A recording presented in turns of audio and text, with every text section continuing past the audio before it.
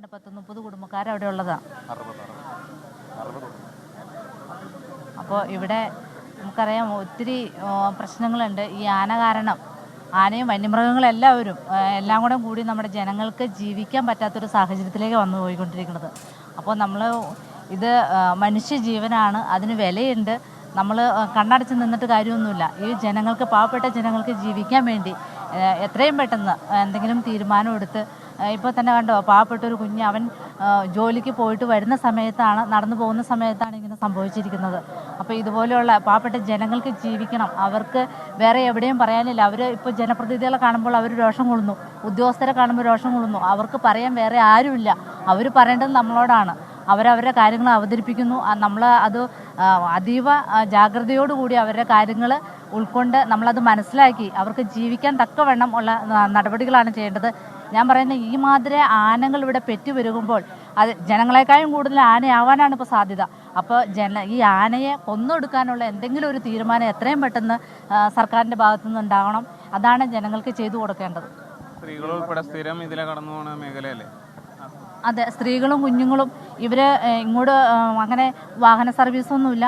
ഇവർ ഇവിടുന്ന് നടന്നാണ് കുഞ്ഞുങ്ങളെ കൊണ്ട് പോകുന്നത്. കൊച്ചു കുഞ്ഞുങ്ങളെ, നഴ്സറി പഠിക്കുന്ന കുഞ്ഞുങ്ങൾ, അതുപോലെ പ്രായമായ അമ്മമാർ എല്ലാവരും ഇതിൽ നടന്നു പോകുന്നതാണ്.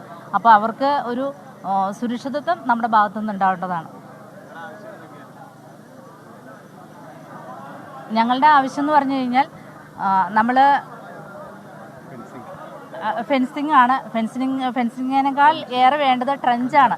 ട്രഞ്ചാണെങ്കിൽ നമുക്ക് ഇച്ചിരിയോടെ സുരക്ഷിതത്വമുണ്ട്. ഫെൻസിങ് കൊണ്ട് യാതൊരു പ്രയോജനമില്ല. ഇപ്പോൾ ഇവിടെ ഫെൻസിങ് ഇട്ടിട്ടുണ്ട്, അത് കണ്ടാലറിയാം, ഒരു നൂൽക്കമ്പി അതിൽ കിടക്കുന്നുണ്ട്. അത് പിന്നീട് ഒന്ന് മെയിൻ്റനൻസ് ചെയ്യാനൊന്നും ആളുകൾ തയ്യാറാവുന്നില്ല. അപ്പോൾ ട്രഞ്ചാണ് ഏറ്റവും നല്ലത്.